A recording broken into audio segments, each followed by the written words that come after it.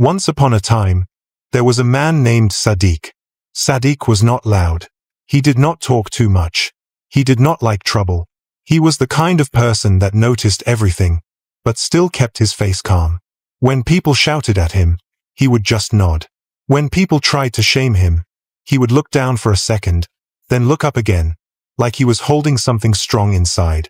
Most people in Lagos did not even see Sadiq as a full person. They only saw him as a driver. But if you watched him well, you would notice something strange about him. His shirts were always clean. His shoes were always neat. Even when his clothes were simple, he still looked put together. He had a straight back when he stood, and when he walked, he did not drag his feet like someone who had given up on life. His eyes were quiet, but they were not weak. The problem was this. Sadiq worked for a woman who enjoyed looking down on people. Her name was Aderonke Bello. Aderonke was rich, loud, and proud. She liked expensive things. She liked being called Madam. She liked when people begged her for help, because it made her feel big. She owned a business that made luxury home designs for rich people. She decorated big houses, offices, and hotels. People in her world cared about brands, hair, nails, and who sat where at parties. And in Aderonke's world, Sadiq was at the bottom. That morning, Sadiq stood outside her big house in Ikoyi, beside a black SUV that looked like it could swallow a small car. The gate was tall. The compound was wide. The flowers were arranged like someone was always expecting visitors. Sadiq checked the time on his phone, then wiped a small spot on the car door with a cloth. It was not even dirty, but he wiped it anyway. He heard heels clicking behind him. "Are you blind?" Aderonke's voice came sharp like a slap. "Why is the car still there? I said we are leaving by 8. Sadiq turned quickly. "Good morning, Ma." "Good morning for who?" Aderonke snapped, adjusting her sunglasses even though the sun was not that bright. "See you, standing like statue. If I miss this meeting, you will pay for it." "Yes, Ma," Sadiq said. Aderonke looked him up and down like she was checking a broken chair. "And what is that shirt? Is it only one shirt you have in your life?" Sadiq looked at his shirt. It was clean, plain, neat. "Ma, it is clean," he said softly. Aderonke laughed in a mean way. "Clean does not mean fine. You people don't know the difference. Clean can still be shame." Sadiq opened the back door for her like nothing happened. Aderonke entered and crossed her legs. As he moved to the driver's seat, he heard her phone ring. She picked it fast, smiling like she had changed into a different person. "Hello, babe," she sang into the phone. "Yes, now. I'm on my way. This useless traffic again. My driver will suffer today." Sadiq's hands tightened on the steering wheel for a second. Then he relaxed them. He drove out, steady and smooth. Inside the car, Aderonke talked loudly on the phone, laughing and shouting like she wanted the whole street to hear. "Please, don't stress me," she said. "This meeting must go well. You know my client is big. Big people don't like mistakes." She paused and rolled her eyes, looking at Sadiq through the mirror like he was the mistake she was talking about. "Yes, I'm still using that same driver," she continued. I know, but drivers are like slippers. You use them until they tear." Sadiq kept his eyes on the road. After some minutes, Aderonke ended the call and started scrolling on her phone. Then she started typing fast, smiling. Sadiq knew that smile. It was the smile she had when she was planning something. They arrived at a tall glass building on Victoria Island. Aderonke came down and fixed her dress. She did not say thank you. She just stretched her hand out. "Bring my bag," she ordered. "Yes, Ma," Sadiq said, picking it up. They entered the building and walked into the lobby. People greeted Aderonke quickly. "Good morning, Mrs. Bello." "Welcome, Ma." Aderonke nodded like a queen.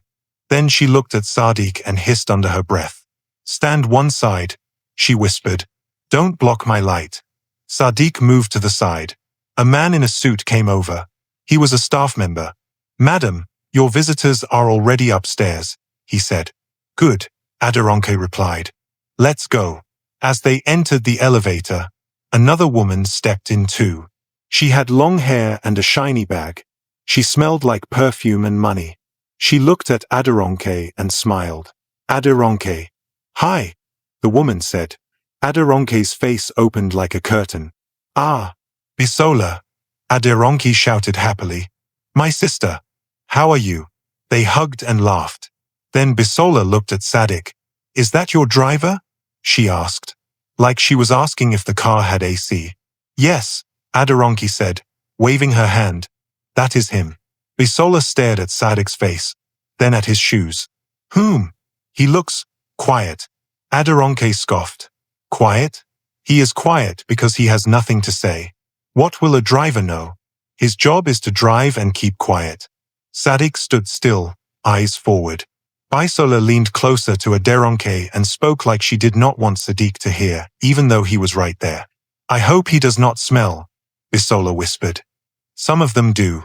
Aderonke laughed hard. If he smells, I will wind down the window. Sadik's jaw moved a little, like he swallowed something heavy. The elevator opened. They walked out to a fancy office floor. Aderonke entered a meeting room with 3 people waiting. They were rich too. Their clothes were sharp. Their phones were expensive. Aderonke smiled wide. Good morning. I'm sorry for the delay. Lagos traffic is wicked. One of the men laughed. No problem. Sit, sit. Aderonke sat and started talking fast about designs, costs, and time. She used big smiles. She used sweet words. She acted like she respected them. Sadik stood by the door, holding her bag. After a while, Aderonke's phone rang. She picked it. Yes, she said, sounding annoyed.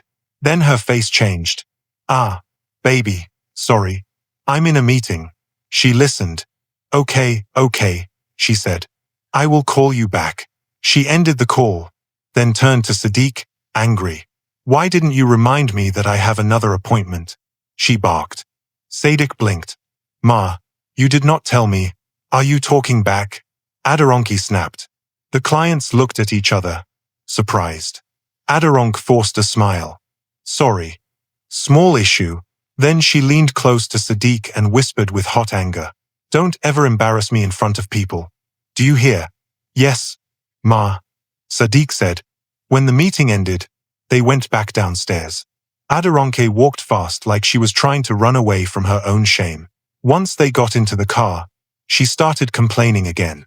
You see why I hate working with poor people, she said, throwing her phone on the seat. You people are always slow. Sadik did not answer. Aderonke looked at him through the mirror. Are you angry? No, Ma, he said. Good, she said. Because anger does not change anything. Your life is still your life. Sadik's throat moved again. He kept driving. They reached a mall later that afternoon because Aderonke wanted to shop. She entered with 2 other women, Bisola and another friend named Tola. They were both dressed like they were going to a wedding. Sadik followed behind with shopping bags. As they walked, the women talked about parties, men, and money. Their laughter was loud and proud. Bisola pointed at a dress in a shop window. This is the kind of dress I want for your birthday. Aderonke's eyes lit up. My birthday must be big this year. Bigger than last year. Tola smiled. Of course. You are Aderonke Bello. Aderonke touched her chest. Exactly. People must feel it. I want the kind of birthday that will make social media cry. Bisola laughed. Then invite the right people. No dull people. No cheap people. Aderonke nodded. Only the best. Tola looked behind and saw Sadik holding bags. Your driver is still following like bodyguard, she said, laughing. Aderonke turned and looked at Sadik like he was a stain. Sadik, she called. Yes, Ma, he replied. Are you tired? She asked with fake kindness. No, Ma. Of course you are not tired, Aderonke said to her friends. He has nothing else doing with his life. This is his whole world. The friends laughed. Sadik stood still. He did not laugh. He did not frown. He just waited. They entered another store. Aderonke tried on shoes. Bisola tried on bags. Tola tried on perfume. They kept talking, and each word was like they were throwing stones at someone who could not throw back. As they were leaving the mall, Aderonke's phone buzzed again. She checked a message and smiled that same planning smile. Bisola noticed. Why are you smiling like that? Aderonke raised her phone. My birthday plan is getting sweeter. Tola leaned in. Tell us. Aderonke looked around like she was about to tell a secret. Then she said, I want to do something funny this year. Something that will make everyone talk. Bisola grinned. Like what? Aderonke glanced at Sadiq. Then she lowered her voice, but she still spoke loud enough for him to hear. I'm going to invite Sadiq to my birthday, she said. Bisola's mouth opened. Your driver? Yes, Aderonke said, laughing. Imagine him among my rich guests. Imagine the way he will stand, lost, holding cup like village person. Tola burst out laughing. Ah, that is wicked. Aderonke shrugged like it was nothing. It will be fun. Let him enter big hall and see real life. Let him see how rich people behave. Maybe it will teach him to know his place. Bisola clapped. I like it. We will all watch him. Tola laughed again. He will embarrass himself. Aderonke's eyes shined. Exactly. And when he starts shaking, I will just smile and say, don't worry. He is my driver.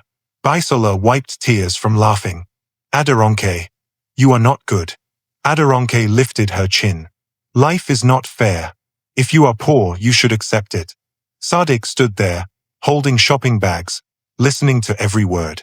Aderonke turned to him suddenly. Sadiq, she called again, as if she just remembered he was a human. Yes, Ma, he said. Aderonke smiled like a cat.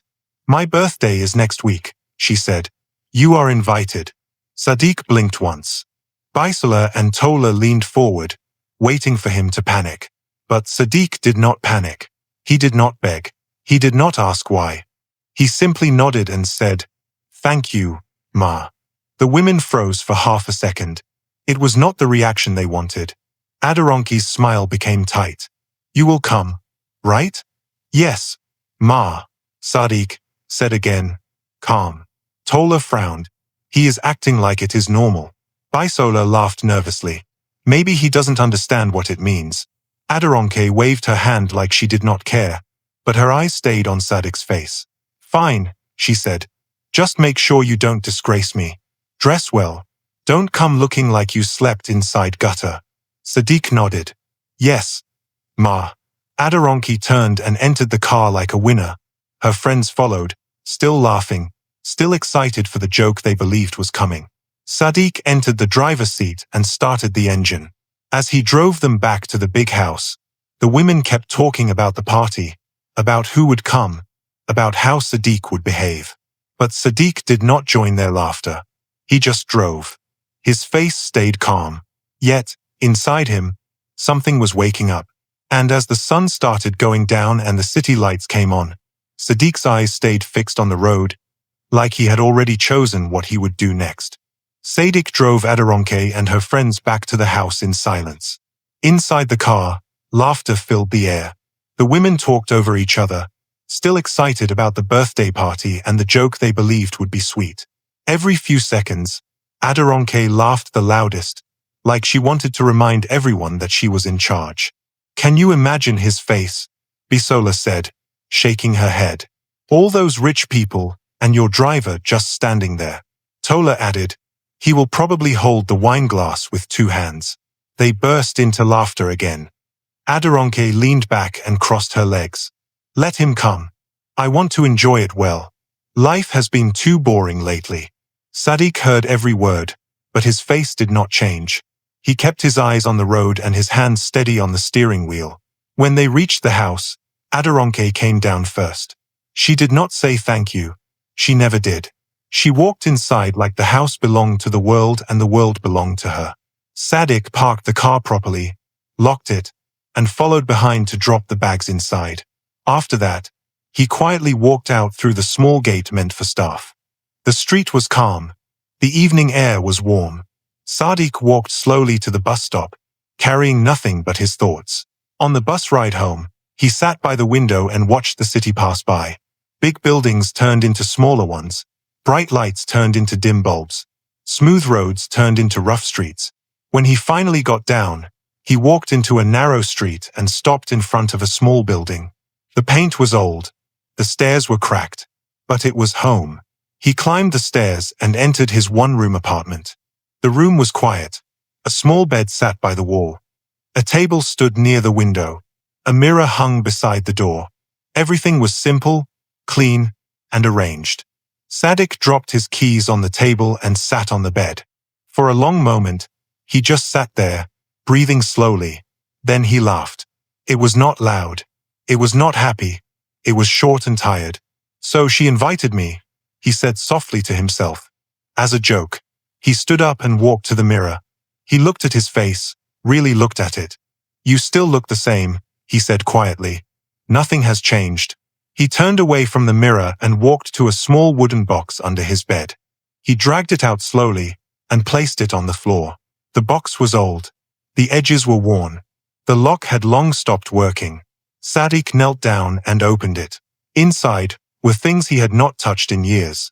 Old photos, a folded suit bag, a small card with his name printed on it. He picked up one photo. It was him. Younger, taller, standing under bright lights. People were clapping. He was wearing a fitted suit and walking on a long stage. Sadiq's fingers trembled a little. That was a long time ago, he whispered. He picked another photo. In this one, he was smiling wide. A woman stood beside him, holding his arm. His mother. You said I should never bend my head, he said. You said life can push, but I should not break. He placed the photo down gently. Then he opened the suit bag. Inside was a three-piece suit. Dark, clean, well-kept. He touched the fabric slowly, like he was touching something alive. This suit, he said quietly. You carried me to places I never thought I would see. His phone buzzed suddenly. Sadiq stood up quickly, like he had been caught doing something wrong. He checked the screen. It was a message from Aderonke. Don't forget. My birthday is next week. You will come early. Sadiq stared at the message for a long time. Then he typed back.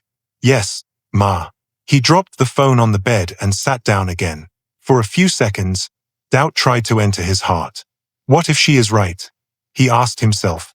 What if I embarrass myself? He stood up again and faced the mirror. Slowly, he straightened his shoulders.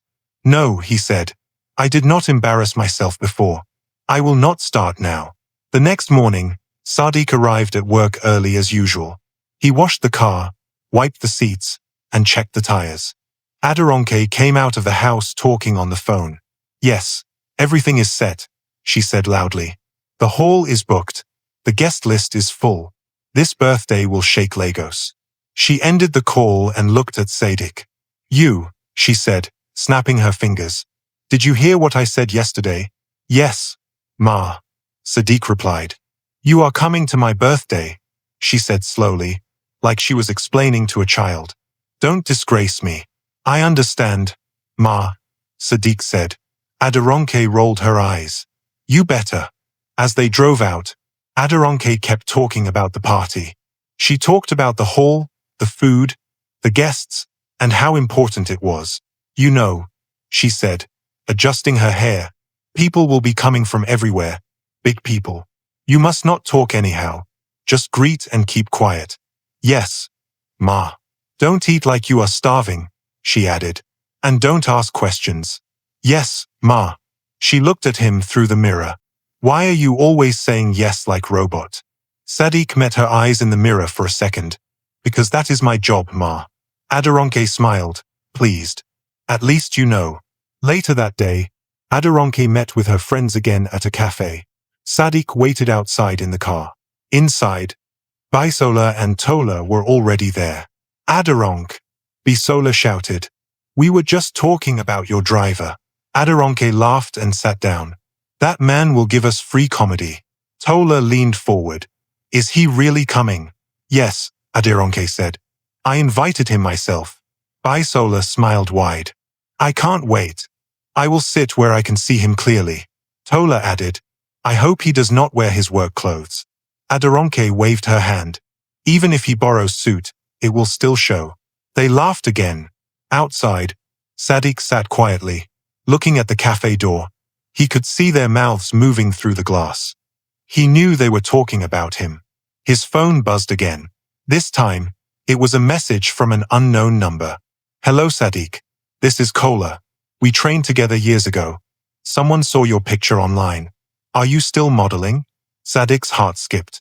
He typed slowly. "I stopped. I drive now." The reply came fast.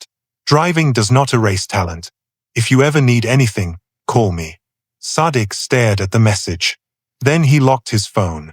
That evening, after work, Sadiq did not go straight home. He stopped by a small tailor shop. The signboard was old. The tailor was an elderly man. "Good evening, sir," Sadiq said. The tailor looked up.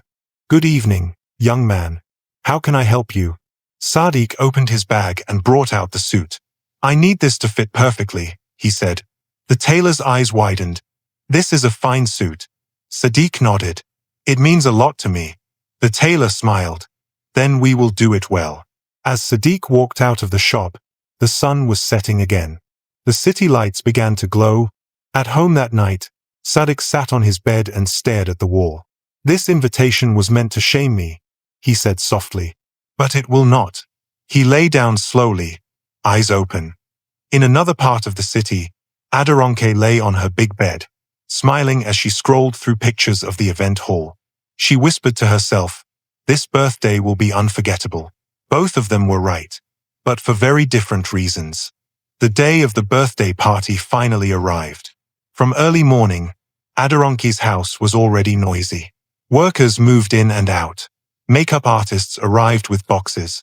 Hairstylists dragged long bags behind them. Everyone greeted Aderonke with soft voices and wide smiles. "Good morning, Ma. Happy birthday in advance, Ma." Aderonke sat on a tall chair in front of a mirror, wearing a robe, while someone fixed her hair. "Yes, yes," she said, waving her hand. "Make sure everything is perfect. I don't want any mistake today." Outside, Sadiq stood beside the car, waiting as usual. Aderonke walked out after some time, dressed in a fine outfit, shining like she wanted the sun to respect her. "Sadiq," she called. "Yes, Ma," he replied. "You will drop me at the hall and go home," she said. "Don't come early. Come later. I don't want people seeing you too soon." Sadiq nodded. "All right, Ma." She looked at him again. "And remember, dress well. Don't disgrace me." "Yes, Ma." As they drove, Aderonke talked non-stop about the party. "Today is not for mistakes," she said. "People are coming from everywhere. Big people. You know how Lagos is." "Yes, Ma." She smiled to herself. This party will be talked about for years. They arrived at the event hall before noon. The place was huge. White and gold decorations filled the space. Long tables stood in rows. Flowers were everywhere. The lights were bright and clean. Aderonke stepped out of the car and smiled wide. "This is it," she said proudly. She turned to Sadiq. "Go. I will see you later." Sadiq watched her walk inside, surrounded by people calling her name. Then he drove away quietly. Hours later, evening came. The hall slowly filled with guests. Expensive cars lined up outside. Music played softly in the background. People dressed in shiny clothes walked in, laughing and greeting each other. Aderonke stood near the center, greeting guests like a queen. "Ah, welcome. Thank you for coming. You look beautiful." Her friends, Bisola and Tola, stood close to her. Bisola looked around. "This place is full already." Aderonke smiled proudly. "As it should be." Tola leaned close. "So where is our main guest?" Aderonke laughed. "Relax. He will come. Let him suffer small first." They laughed together. Time passed. More guests arrived. Plates of food moved around. Drinks flowed freely. Some guests began to ask questions. "Madam, happy birthday," a woman said. "But where is your driver? I heard you invited him." Aderonke smiled like she was waiting for that question. "Oh, he will come. He is probably still confused." The woman laughed. "This will be interesting." Across the hall, Bisola pointed at the door. "I'm watching that entrance. I don't want to miss it." Tola nodded. "Same here." Minutes turned into an hour. Still no sign of Sadiq. Aderonke began to enjoy the waiting too much. Maybe he is scared, she said loudly. Maybe he borrowed clothes that don't fit. Bisola laughed. Or maybe he is still practicing how to greet rich people. Tola added, he will probably call you for help. Aderonke checked her phone. No missed call. She smiled. Let him come when he wants. The longer he waits, the better. Inside another part of the city, Sadiq stood in front of a mirror. The room was quiet. He was dressed in his three-piece suit. The tailor had done a good job. The suit fit him like it was made for his body alone. His shoes were polished. His hair was neat. He looked at himself carefully. You can do this, he said softly. He adjusted his collar and took a deep breath. His phone buzzed. A message from Aderonke. Where are you? Don't be late. Sadiq read it and typed back calmly. I am on my way, Ma. Back at the hall, Aderonke showed the message to her friends. See, she said. He is coming. Bisola clapped lightly. Good. I was getting bored. The music grew louder. The MC took the microphone. Ladies and gentlemen, he announced. Let's celebrate the birthday queen of the night. Cheers filled the hall. Aderonke danced slowly, enjoying every second. Cameras flashed. Phones recorded. After the dance, she returned to her seat, breathing lightly. She looked around again. Still no Sadiq. Where is he? Tola whispered. Aderonke frowned slightly. He said he is coming. Another friend joined them. People are asking about your driver. Aderonke laughed. Tell them to wait. Time passed again. Guests began to settle. Some sat down. Some stood in groups talking. Bisola leaned closer. Hope he does not disappoint us. He won't, Aderonke said. Disappointment is his nature. Then the hall door opened slightly as some staff walked in with more trays. Everyone glanced briefly, then looked away. Aderonke sighed. This man is wasting my time. She picked up her phone and called Sadiq. The phone rang. Sadiq answered calmly. Yes, Ma. Where are you? She asked sharply. I am close. Ma, he replied. You better be, she said. Don't come looking foolish. Yes, Ma. She ended the call and shook her head. Imagine, she said to her friends. Still stressing me on my birthday. Bisola smiled. The wait will be worth it. Suddenly, the music lowered. Not because the DJ planned it, but because people near the door started murmuring. Small whispers moved across the hall like wind. Aderonke noticed. She turned slowly. What is happening? She asked. Bisola's eyes stayed on the entrance. Tola stood up slightly from her seat. Then the hall door opened fully. The room began to quiet down.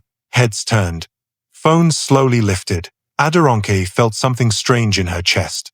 She stood up, eyes fixed on the door. For a moment, no one spoke. The door stayed open, and someone stepped inside. The hall went silent. The person who stepped inside was Sadiq. For a second, nobody moved. The music stayed low. The lights stayed bright. But the hall felt frozen, like time had stopped just to look at him. Sadiq walked in slowly, not rushing, not dragging his feet. He was wearing a dark three-piece suit that fit him like it belonged to his body.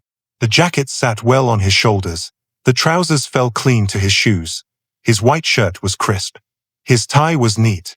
His shoes shined under the lights. He did not look around like he was lost. He did not bend his head. He walked straight. Whispers started at the door, then spread like fire. Who is that? Is he a celebrity? I swear I've seen him somewhere before. Phones lifted quietly. A few camera flashes popped without warning. Sadiq kept walking. At the center of the hall, Aderonke stood stiff. Her mouth opened slightly, then closed again. Her smile disappeared so fast it was like it was never there. Bisola grabbed her arm. Wait. Bisola whispered. Is that your driver? Aderonke did not answer. Tola leaned forward, eyes wide. No. That can't be him. Sadiq took another step. Another. The space around him seemed to open on its own. People moved aside without being asked. Some smiled at him. Some stared in shock. Aderonke's heart began to beat fast. That's not possible, she muttered. That's not how he looks. Bisola whispered again, her voice low. Aderonke. That is Sadiq. Aderonke swallowed hard. No, she said. No, no, no. Sadiq stopped a few steps into the hall. He looked around calmly, like someone taking in a room he belonged in. His eyes moved slowly, not greedy, not scared. Then his eyes met Aderonke's. For a brief moment, everything between them flashed. Every insult, every laugh, every time she talked down on him. Sadiq's face did not change. He nodded once, politely. Good evening, Ma, he said. His voice was calm, clear, steady. People around them heard it. Ma, someone whispered. Bisola's mouth fell open.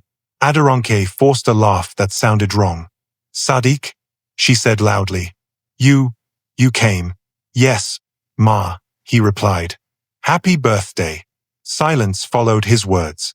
Then someone clapped. Slowly, another person joined. Soon, a few claps spread, confused but impressed. Aderonke felt her knees weaken slightly. She grabbed the back of her chair. Tola leaned close and whispered, Why does he look like this? Aderonke hissed back, I don't know. A woman nearby turned to her friend. That man is fine. Another whispered, His walk. Did you see his walk? Sadiq took a few more steps forward.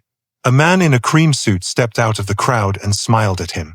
Good evening, the man said warmly. Welcome. Good evening, sir, Sadiq replied. The man nodded with respect. You look sharp. Thank you, sir. Aderonke watched the exchange, her stomach tight. That man doesn't greet me like that, she muttered.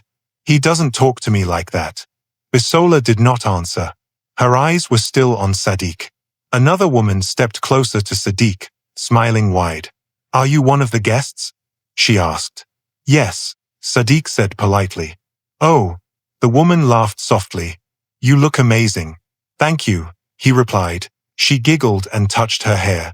Please, can we take a picture? Sadiq hesitated for a second, then nodded. All right. The camera flashed. Aderonke's breath caught in her throat. What is happening? She whispered. Tola shook her head slowly. This is not what we planned. The MC, still holding the microphone, looked confused. Ah, he said slowly. Welcome. Welcome. Please make yourself comfortable. Sadiq nodded again and moved toward the sitting area. As he passed by Aderonke, she spoke quickly. Sadiq, she said in a low voice, forcing a smile. You didn't tell me you had this kind of suit. Sadiq looked at her. You didn't ask, Ma, he replied gently. The words were simple, but they landed heavy. Aderonke's smile froze. Bisola stared at Sadiq as he walked away. When is he this tall? She asked quietly. Tola replied. Or this calm. They watched as Sadiq took a seat at an empty table. Almost immediately, two women joined him. Can we sit here? One asked. Yes, Sadiq said. They smiled and sat. Aderonke's chest felt tight. This is my party, she said under her breath. Why is everyone looking at him? Bisola did not respond. She was too busy watching Sadiq laugh lightly at something one of the women said. That laugh, Bisola murmured. It's nice. Aderonke turned sharply. Bisola. Bisola blinked. What? You're staring, Aderonke said. Bisola looked away quickly. I was just surprised. Across the hall, a group of men whispered among themselves. That guy has presence. He looks like a model. Who invited him? Someone answered. The celebrant. He's her driver. Laughter followed, but it was not mocking. It was disbelief. Aderonke overheard and felt heat rise to her face. She marched toward Sadiq's table. Sadiq, she said loudly. Come here. The women at the table looked up. Sadiq stood calmly. Yes, Ma? Why are you sitting there? She asked, smiling too hard. You should stay close. People may need you. Sadiq nodded. All right. Ma. He turned to the women. Excuse me. No problem. One of them said, still smiling. We will talk later. Sadiq walked back toward Aderonke. As he stood beside her, The difference between them felt strange. He looked confident. She looked unsure. Aderonke leaned closer and whispered, "What are you doing?" "Attending the party," Sadiq replied softly. She frowned. "Don't overdo it." "I'm not, Ma," he said. Bisola watched them closely. "Sadiq," Bisola suddenly said, smiling. "You clean up well."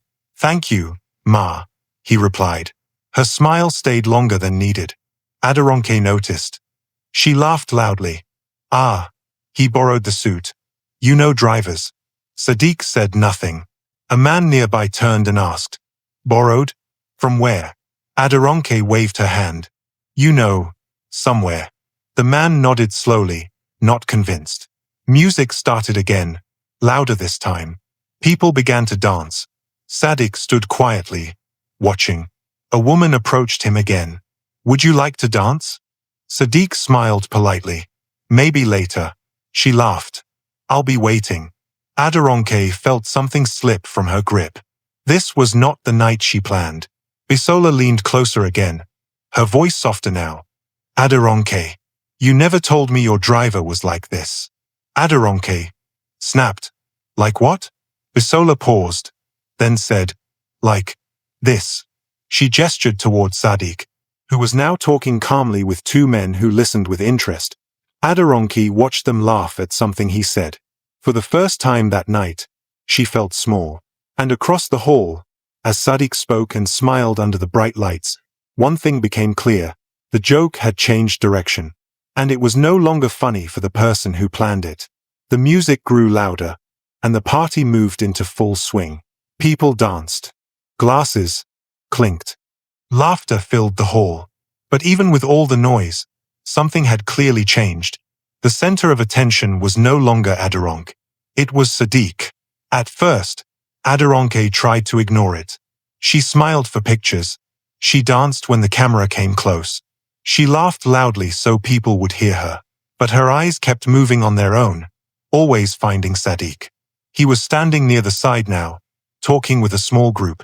Two women leaned in close to him, laughing at whatever he said. One of them touched his arm lightly as she spoke. Aderonke's jaw tightened. Bisola noticed it too. "Ah," Bisola said softly. "People really like him." Aderonke forced a laugh. "They like novelty. It will pass." But it did not pass. Another woman joined the group around Sadiq. Then another. Soon, it looked like a small circle had formed, with Sadiq at the center. Tola leaned close to Aderonke. "Your driver is becoming popular." Aderonke snapped. "He is not my driver tonight."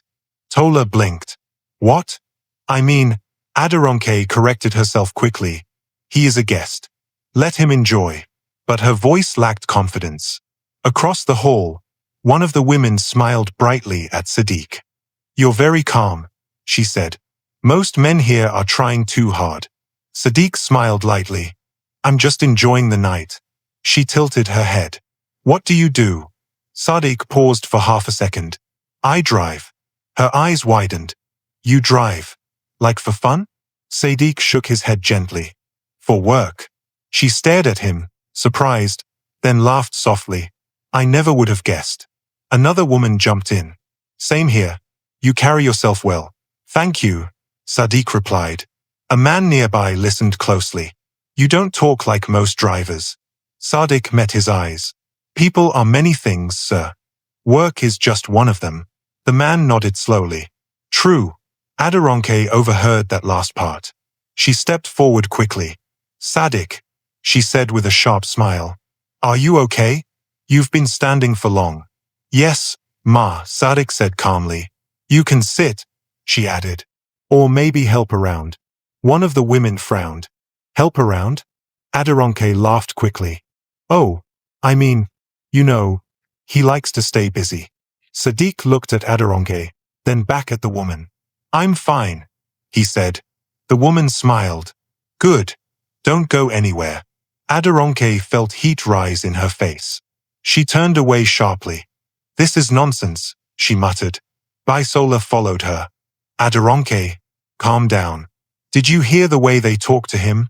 Aderonke hissed. "Like he belongs here." Bisola hesitated. "Maybe he does." Aderonke spun around. What did you say? I mean, Bisola corrected herself quickly.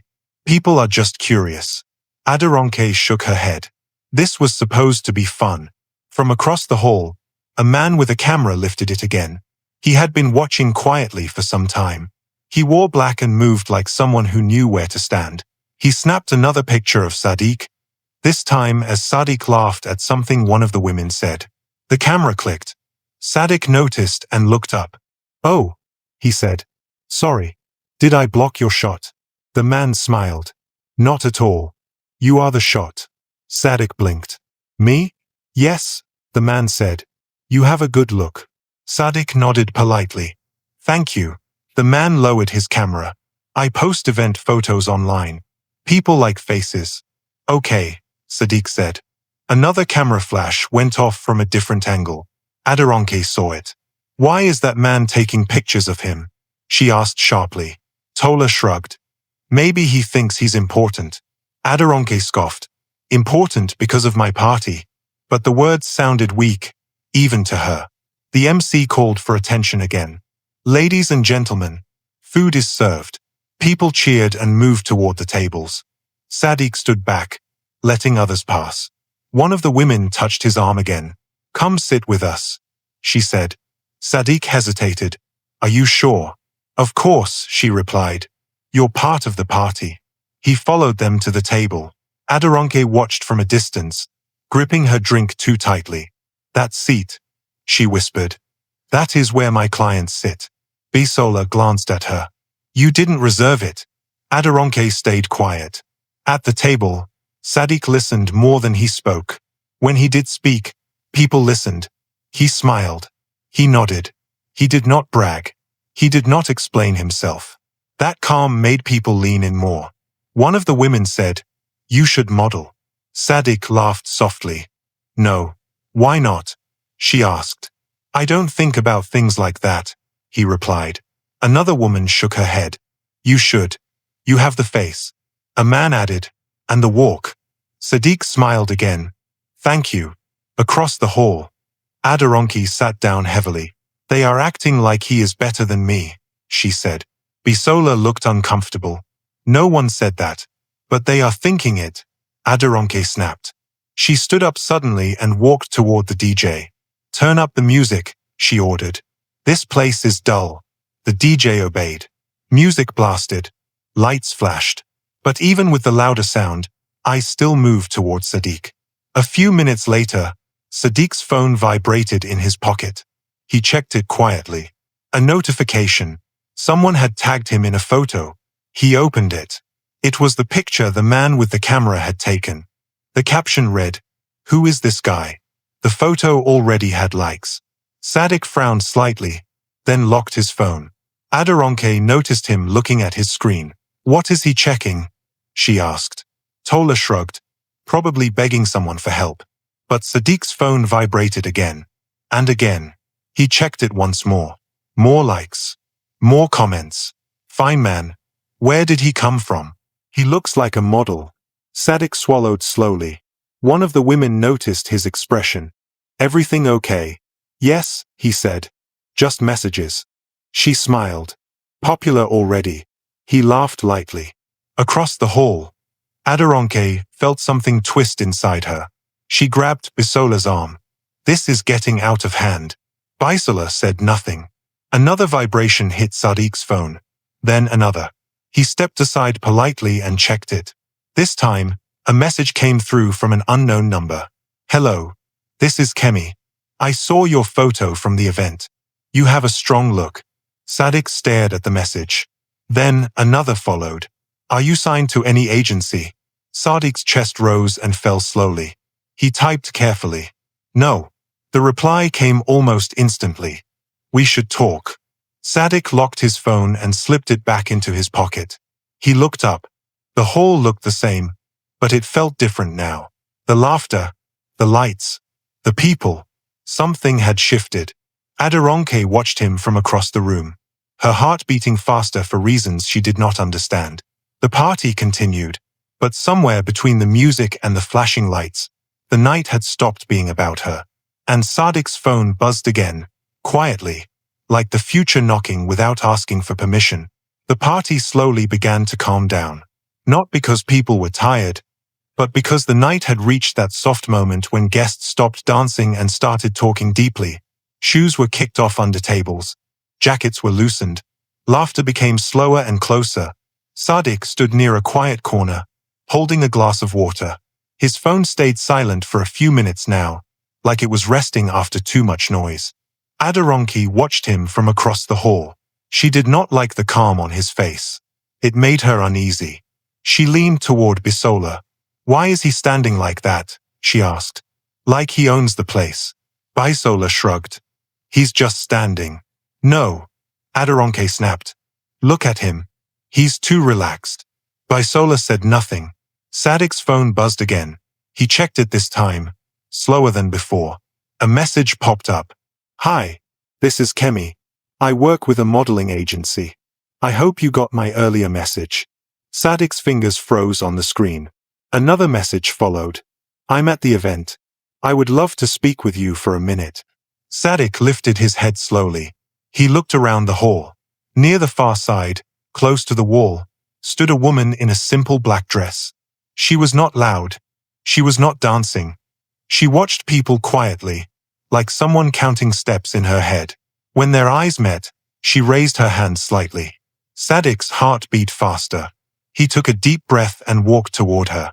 As he passed Aderonke's table, she noticed his movement. "Where is he going?" she asked sharply. Tola followed his direction with her eyes. "He's walking toward that woman." Aderonke frowned. "Who is she?" "I don't know," Bisola said. "She's been standing there for a while." Aderonke stood up quickly and followed them, not too close, but close enough to hear. Sadiq stopped in front of the woman. "Hello," he said politely. She smiled. "Hi, I'm Kemi." "Nice to meet you," Sadiq replied. "Likewise," she said. "I hope I'm not disturbing you." "No," Sadiq said quickly. "It's okay." Kemi looked at him closely, then nodded. "You have a strong presence." "Thank you," Sadiq said. She folded her arms gently. "Have you ever modeled before?" Sadiq hesitated.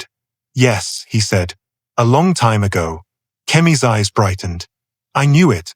Your walk gives it away." Sadiq smiled lightly. "Life happened." Kemi nodded slowly. "It always does." Aderonke stood a few steps away, pretending to talk to someone else, but her ears were open. Kemi continued, "I saw your picture online tonight. It's already moving fast." Sadiq frowned slightly. "I didn't plan for that." "I know," Kemi said. "That's why it's good." She paused. "Would you be open to coming in for an audition?" Sadiq's chest rose and fell. An audition. The word hit him like a door opening. I drive now," he said carefully. Kemi smiled. "Driving does not erase skill." Aderonke's breath caught. "What did she say?" she whispered to herself. Sadiq asked softly, "What kind of audition?" Kemi replied, "A simple one. Just to see where you are." Sadiq nodded slowly. "Okay." Kemi smiled wider. "Good. I'll send you the details." She pulled out her phone and sent a message. Sadiq's phone buzzed immediately. Aderonke clenched her fists. "This is nonsense," she muttered. Kemi added, "No pressure. Just come as you are." Sadiq smiled. "Thank you." They shook hands.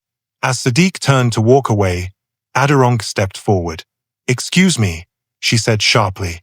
"Who are you?" Kemi turned calmly. "I'm Kemi. And what are you doing with my driver?" Aderonke asked. Sadiq stiffened slightly. Kemi looked from Aderonke to Sadiq, then back. "I'm talking to him." Aderonke forced a laugh. "About what?" "Work," Kemi replied simply. Aderonke's smile cracked. "Work? He already has work." Kemi nodded. "For now." The words hung in the air. Aderonke laughed again, louder this time. "You people joke too much." Kemi smiled politely. "I don't joke with my work." Sadiq stood quiet between them. Aderonke turned to him sharply. "Sadiq, you didn't tell me you were looking for another job." Sadiq met her eyes. "You didn't ask, Ma." The same words again. Aderonke felt her chest tighten. Kemi checked her watch. I'll let you get back to the party. We'll talk soon. She nodded at Sadiq and walked away. Aderonke grabbed Sadiq's arm and pulled him aside. What was that? She hissed. She asked me to come for an audition, Sadiq said calmly. Audition for what? Aderonke snapped. Modeling, he replied. Aderonke burst out laughing. Modeling? You? Yes, Ma, Sadiq said. She shook her head hard. Don't let this party enter your head. It's not the party, Sadiq replied quietly. It's my past. Aderonke scoffed. Past? Please. She leaned closer. Listen to me. Don't embarrass yourself. People say many things when they drink. They weren't drinking, Sadiq said. Aderonke straightened up. Are you arguing with me? No, Ma, Sadiq replied. I'm just answering. She stared at him for a long moment, then turned away sharply. This is not serious, she muttered. The party ended later that night. Guests hugged. Cars lined up again. Staff cleaned quietly. Aderonke left the hall without saying much. Sadiq followed behind and drove her home. Inside the car, silence filled the space. Halfway through the drive, Aderonke spoke. Don't forget who you are, she said coldly. Sadiq kept his eyes on the road. I know who I am, Ma. She scoffed. You are a driver. Sadiq did not reply. When they reached the house, Aderonke got down without looking at him. Be at work early tomorrow, she said. We have meetings. Yes, Ma, Sadiq replied. That night, Sadiq did not sleep much. He sat on his bed, phone in hand, reading the audition message again and again. The address, the time, the simple words, come as you are. The next morning, he woke up early, earlier than usual. He ironed his shirt slowly. He polished his shoes. He moved with care. At work, Aderonke watched him closely. You look too happy, she said. I'm fine, Ma, Sadiq replied. Don't forget your place, she warned. Yes, Ma, he said. That afternoon, while waiting in the car outside a building, Sadiq's phone buzzed again. Another message from Kemi. Just a reminder. Tomorrow, by 10 a.m. Sadiq typed back. I'll be there. Aderonke opened the car door suddenly. Who are you texting? She asked. Someone, Sadiq replied. She frowned. Someone, or that woman? Sadiq paused. The audition is tomorrow, Ma. Aderonke laughed sharply. Good. Go and see. She leaned closer. When you come back disappointed, don't cry. Sadiq nodded. I won't. The next day arrived quickly. Sadiq dressed simply and neatly. He arrived at the audition hall early. Inside, bright lights filled the space. People moved around with clipboards. Kemi stood near the front. When she saw Sadiq, she smiled. You came, she said. Yes, he replied. She handed him a number. Let's see what you can do. Sadiq took a deep breath. As he stepped forward, memories rushed back. The walk, the lights, the silence before applause. He walked. Slow, steady, confident. The room grew quiet. Someone whispered, He's good. Another nodded. Very good. After it ended, Kemi smiled wide. Welcome back, she said. Sadiq exhaled slowly. That evening, Aderonke sat in her living room, scrolling through her phone. She paused. A familiar face filled the screen. Sadiq, walking, confident, captioned with words she did not like. She sat up straight. What? She whispered. Her heart dropped. Because deep inside, she knew. Something had started. And it would not stop. The next few days felt strange for Sadiq.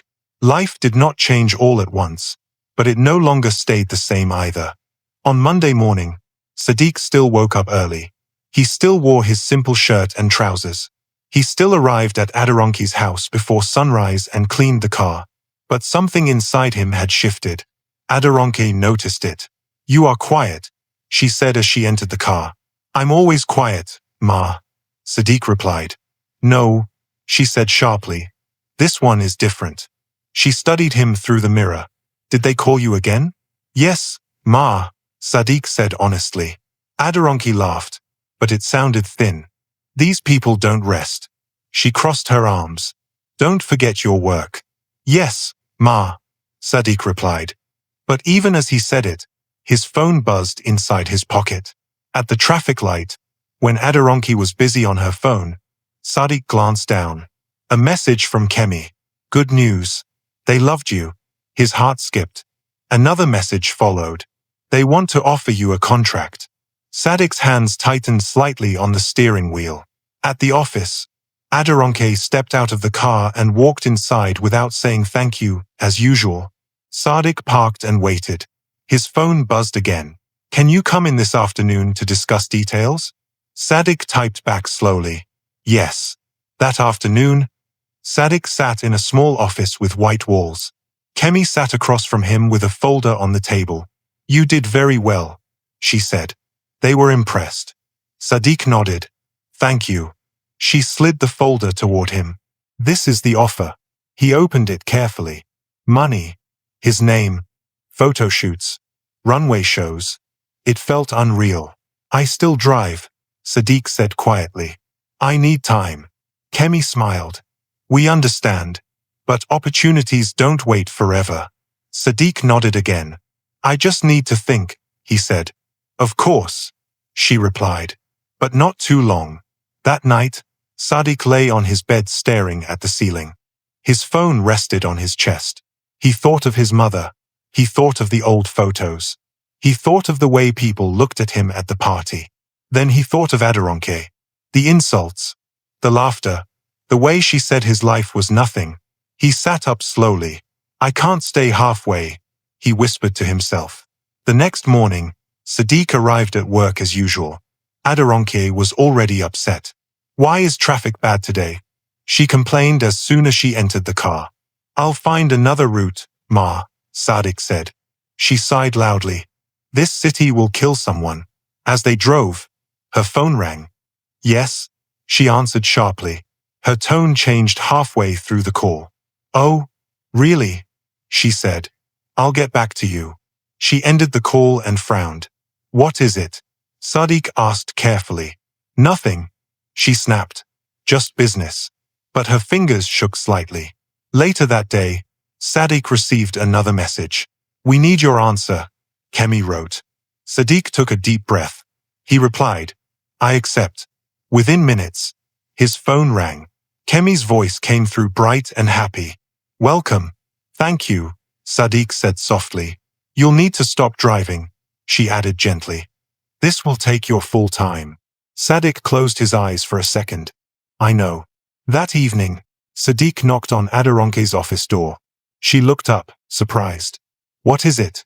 Can I speak with you, Ma? He asked. She rolled her eyes. Make it fast. Sadiq stood straight. I got a job offer. She laughed. Another joke? No, Ma, he said calmly.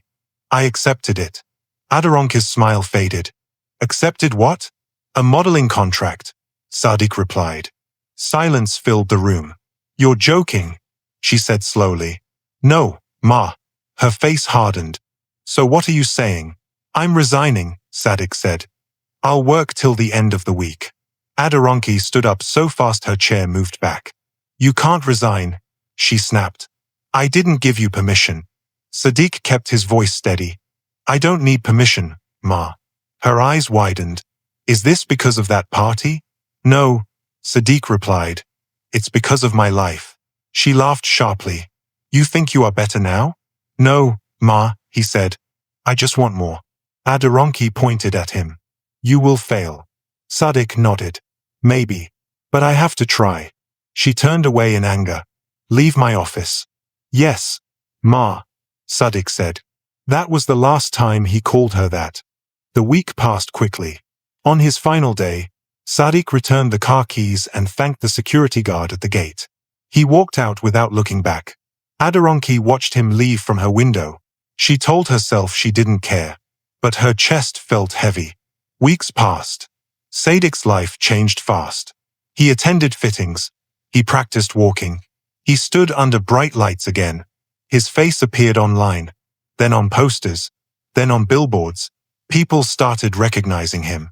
"Are you Sadiq?" they asked. "Yes," he replied. Aderonke noticed the change too. Her friends stopped calling as much. Meetings got cancelled. One afternoon, she sat alone in her living room watching TV. A fashion show played on the screen. Models walked one by one. Then the announcer spoke. "Next on the runway, rising star Sadiq." Aderonke froze. The camera zoomed in. Sadiq walked out. Calm, confident, powerful. The audience clapped loudly. Aderonke's mouth opened slightly. "That's him," she whispered. Sadiq walked the runway like he belonged there. Because he did. The show ended. Aderonke turned off the TV slowly. Her phone buzzed. A message from Bisola. "Isn't that your former driver?" Aderonke did not reply. She sat in silence, staring at the dark screen. Outside, the city moved on. And somewhere else, under bright lights and loud applause, Sadiq took a bow. Not as a driver, but as himself. Life did not slow down after that fashion show. It moved faster. For Sadiq, days became full. Full of early mornings, long fittings, bright lights, and new faces. He traveled from one place to another, sometimes not even knowing which day it was until someone reminded him. But through all the noise, he stayed the same. He still woke up early. He still spoke softly. He still listened more than he talked. Only now, people listened back. One afternoon, Sadiq sat in a large studio. White walls, bright lights, cameras everywhere. A woman fixed his jacket while another adjusted his collar. "Stand straight," one said. He did. "Relax your face," another added. He breathed slowly and did. The photographer lifted his camera. "Perfect," he said. Just like that. The camera clicked again and again. After the shoot, Sadiq sat quietly, scrolling through his phone. Messages poured in.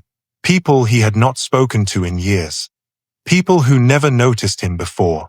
"Congrats. So proud of you. Remember me?"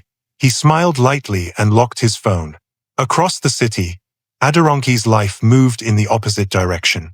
Her mornings became quiet. Too quiet. No more calls waking her up early. No more assistants rushing around. No more drivers waiting outside with the car already cleaned. She still had money, but she had lost something else. Respect. One morning, Aderonke walked into her office and noticed something strange. The receptionist did not jump up quickly. The greeting was slow. "Good morning, Ma," the receptionist said, without excitement. Aderonke frowned but said nothing. Inside her office, she sat down and checked her emails. 2 clients had cancelled meetings. Another asked to reschedule indefinitely. She slammed her laptop shut. "What is happening?" she muttered. Her phone buzzed. She picked it up quickly. It was Bisola. "Aderonke," Bisola said carefully. "Are you okay?" "Why wouldn't I be?" Aderonke snapped. Bisola hesitated. "Some people are talking." "Talking about what?" Aderonke demanded. Bisola sighed. "About how you treated Sadiq." Aderonke laughed sharply. "That again?" "It's spreading," Bisola said. "People are saying you mocked him when he was nothing." Aderonke's chest tightened. "I gave him work." "Yes," Bisola replied. "But you also laughed at him." Aderonke said nothing. Later that day, Aderonke attended a small business gathering. She dressed well. She smiled. She tried to act like nothing had changed. But something had. People greeted her, but they did not stay. They talked briefly, then moved away.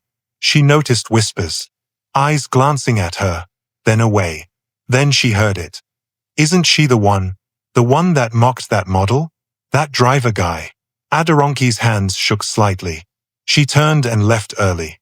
That night, she sat alone in her living room. The TV played softly, but she was not watching. Her phone buzzed. Another message. From a former client. "We've decided to go in a different direction." She dropped the phone on the couch. Across the city, Sadiq stood on a balcony, looking at the lights below. Kemi stood beside him. "You're doing well," she said. "I'm learning," Sadiq replied. She smiled. "People like you." Sadiq nodded. "I'm grateful." She leaned on the railing. "You know, your story inspires people." Sadiq looked at her. I didn't plan it. That's why it works, she said. The next week, Sadiq appeared on a billboard. Big, clear. His name written boldly beneath his face. People stopped to look. Some took pictures. Sadiq passed by one day in a car and saw it through the window. He stared quietly. I'm still me, he said to himself. That same day, Aderonke sat in traffic and looked up. She saw the billboard too. Her heart dropped. She stared at it for a long time. That used to be my driver, she whispered. The car behind her honked. She moved slowly. Later that evening, Aderonke attended another event. Smaller than before, fewer people. As she stood alone with a drink, she saw a familiar face enter. Sadiq. The room reacted instantly. Heads turned. Smiles spread. People walked toward him. Aderonke froze. Sadiq had not seen her yet. He greeted people politely, shaking hands, smiling softly. Someone touched his shoulder. We're glad you came. Thank you, Sadiq replied. Aderonke's chest tightened. She watched as people gathered around him, laughing, asking questions, treating him with respect. The same respect she once denied him. Sadiq finally noticed her. Their eyes met. For a second, neither moved. Then Sadiq nodded. Not with pride. Not with anger. Just a simple nod. Good evening, he said as he walked closer. Aderonke swallowed hard. Good evening. Silence sat between them. She searched his face for something. Pride. Revenge. Mockery. She found none. You're doing well, she said quietly.